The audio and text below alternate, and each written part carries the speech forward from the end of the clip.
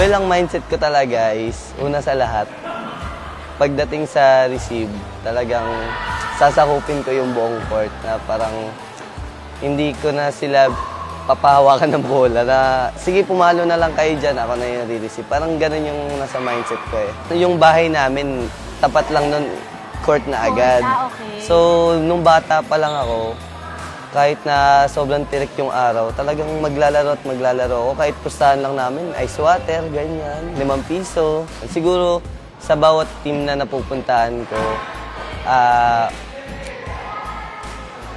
sabay-sabay ko na silang, parang, kumbaga, meron akong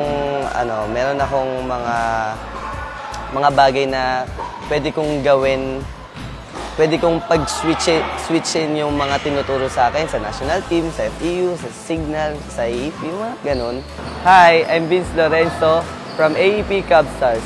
Panoorin ang aking exclusive interview sa DZRH TV Matchpoint. Mabuhay ang atletang Pilipino!